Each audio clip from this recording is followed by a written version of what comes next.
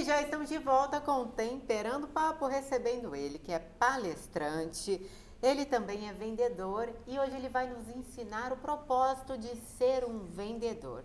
E o nome já é sugestivo, viu? Eu recebo ele, Pereira Vencendo. Nossa, que delícia, Olá, Pereira. Prazer estar aqui com vocês. Prazer é todo nosso, Muito bom. viu? Agora, Pereira, fala pra gente, houve um tempo em que quando a gente via um vendedor nas ruas, a gente já corria, achando que o vendedor ia nos convencer a comprar tudo que ele estava oferecendo. Acontece isso hoje? Como está a profissão do vendedor? Existe um pouco ainda desse ranço, né? Ou seja, desse paradigma. Mas houve uma mudança, né? Principalmente porque nós passamos por um período que as pessoas não se assumiam como vendedores. Aí começaram a surgir nome de representante comercial, uma série de coisas. Mas está havendo uma retomada agora para a profissão de vendas.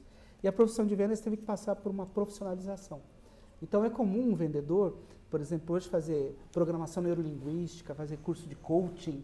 Muitas vezes até, você observou aí, eu me formei recentemente agora como psicanalista. Olha que legal. Então, para entender um pouquinho da mente humana, né? Ou seja, as pessoas não compram produtos, as pessoas preenchem alguma necessidade delas. Até tem um ditado que eu acho muito interessante, que a gente compra emocionalmente e a gente justifica racionalmente. Sim. Então, primeiro a gente compra na emoção, depois a gente arruma uma desculpa por ter comprado aquilo que a gente comprou inconscientemente. Aí a justificativa é bem bonita, mas não é verdadeira. Com certeza. Mas não é Principalmente verdadeira. as mulheres, viu? Elas são fenomenais para arrumar desculpa porque tem 200 pares de sapatos. Isso, né? Vai começar que na outra vida a gente foi uma centopeia, Com sabe? certeza.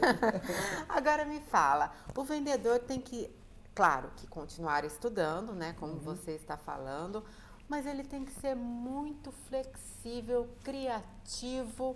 Pois, o que mais o Então, as vendedor pessoas precisa acham que normalmente você precisaria ser determinado, Tá. ter muita flexibilidade, ter coragem e ser criativo. Mas, na realidade, a determinação não é bem a determinação. É você superar a dificuldade de se autodeterminar. Essa é a grande dificuldade. Por isso que muitas pessoas começam as coisas e não terminam. Então, o grande segredo é manter constantemente a determinação. Também não é a flexibilidade, é a capacidade de não ser inflexível. Entendi. Não é? Ou seja, é você olhar de outra forma. Quando você não é inflexível, você abre as portas para um monte de coisa, principalmente para novos aprendizados. Sim. Também com relação à coragem, eu acho que o mais forte da coragem não é a coragem em si, é apesar do medo, que as pessoas acham que o corajoso não tem medo, o corajoso tem medo como todo mundo, até porque o medo é uma coisa boa. Senão a gente sairia aí enfrentando todo mundo, saltando, sem o menor critério. Mas essa capacidade de superar o medo. Apesar do medo, eu vou à frente. Então esse é o corajoso que chega em algum lugar. Que é diferente do herói. Porque o herói, você conhece poucos heróis vivos. Né? Os heróis são aquelas pessoas...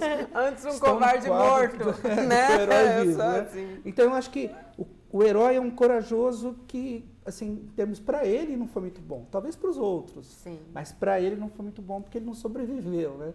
Então, eu acho que o grande segredo, pelo menos na minha vida, eu sempre tive medo.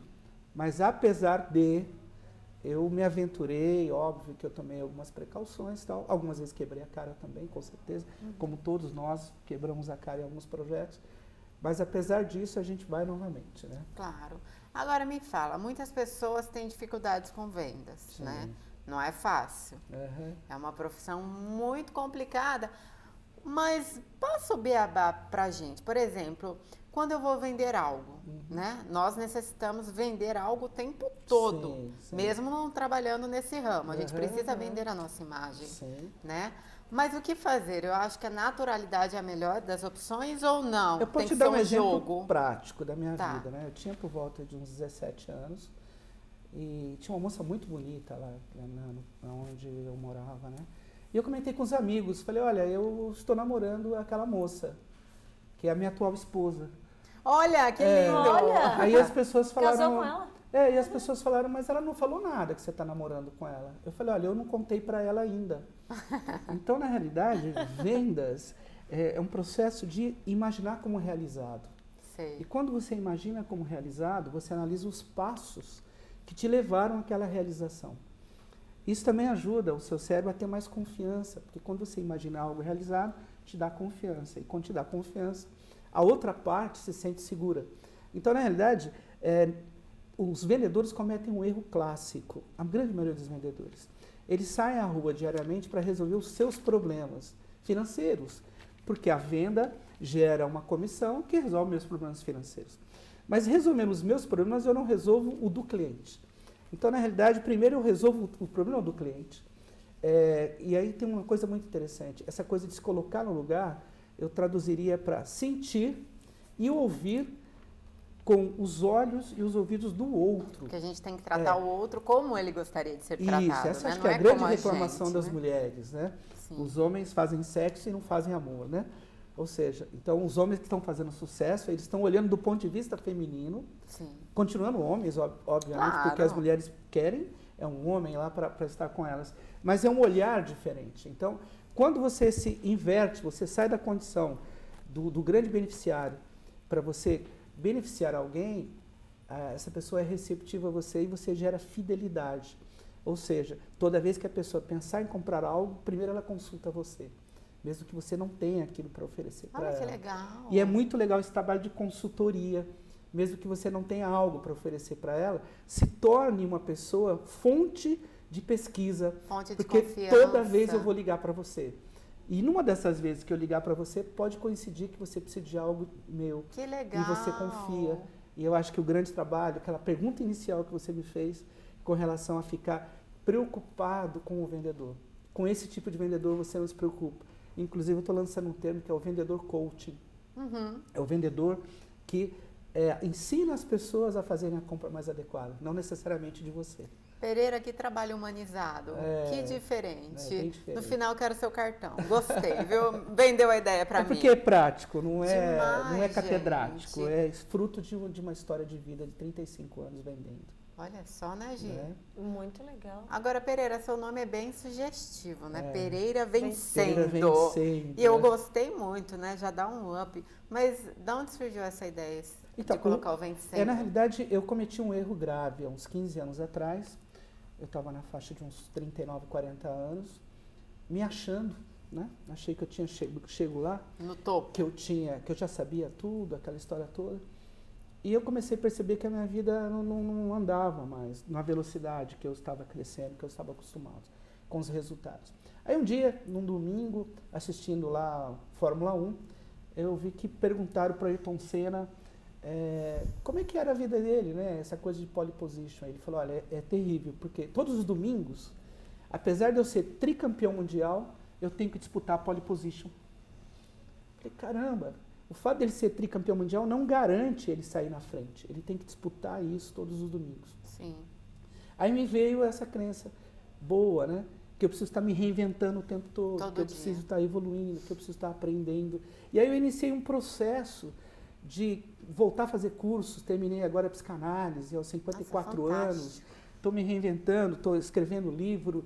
Então, tudo isso, apesar do professor Pasquale não gostar do gerundismo, né, eu vim aqui na contramão com o Vencendo. Então, o Vencendo é estar permanentemente me reinventando. Sim. Né? Agora, Pereira, o interessante é assim, porque todas as pessoas, né, têm que se reinventar. Sim. Mas como dar o primeiro passo? Sempre através do estudo, através dessas buscas de não necessariamente maior conhecimento? Eu acho que nós poderíamos começar com alguma coisa muito mais simples. Você deve ter o hábito normalmente ao acordar, de escovar os dentes com uma determinada mão. Você deve ter o hábito de se maquiar com uma determinada mão. Provavelmente. Rapaz, maquiagem não mexe com ela, porque se eu vir com a outra mão vai virar um estrago. Provavelmente você também deve ter o hábito de colocar a calça com uma perna primeiro. Verdade, né? deve Agora, ser. isso gera no seu cérebro condicionamentos e aí você não se reinventa. Então, seria muito legal, quando você tiver tempo, você experimentar fazer a maquiagem com a outra mão. Os homens se barbearem com a outra mão. Isso. Por exemplo, eu sou canhoto. Não pro programa. Não pra faz ir na assim, sua casa, faz em testes, né? Porque o que vai acontecer? O nosso cérebro, ele é formado de feixes nervosos. Então, a cada vez que você faz uma atividade fora daquilo que você faz com facilidade, ele cria um novo feixe de saídas. Então, é fisiológico. E olha que coisa interessante, o seu cérebro sempre vai tomar a melhor estratégia, sempre a melhor escolha mas você tem que prover ele de alternativas. Imagina o Batman com bate-cinto, se ele tivesse só uma chave de fendas. Ele teria que usar sempre a chave de fenda. Tem Claro. gente que prega parafuso. Já viu alguém pregar um parafuso? Eu? Racha a madeira? Eu já preguei Parafuso não, na não parede, foi feito. na parede. Parafuso não foi feito para Não. ser pregado. Não, meu pai né? falou que não era. Tinha Agora, que pôr aquele... o Batman tem um bate-cinto, e no bate-cinto ele tem as bate-utilidades. Então, o ideal seria, tipo assim, que você soubesse o que Desenvolver. cada utilidade daquela para que serve. Mas o dia que você tiver um cinto do Batman, de bate-utilidades, tem o pulo do gato. Saber quando usar a ferramenta adequada. Esse vai ser o segredo. Você está provida de bate-utilidades, mas saber quando usar isso. Então, se você quiser dar um novo passo, comece por coisas simples. Faça coisas diferentes. Eu vou ter né? que te interromper Porque- um pouquinho, Pois Pereira, não. porque a gente vai rapidinho pro intervalo, já volta. Estamos Tá? esperando. Vou falar com o diretor um minutinho só, gente. Calma aqui que a entrevista continua. Com Pela Outro K. Temperando o papo. Volta já.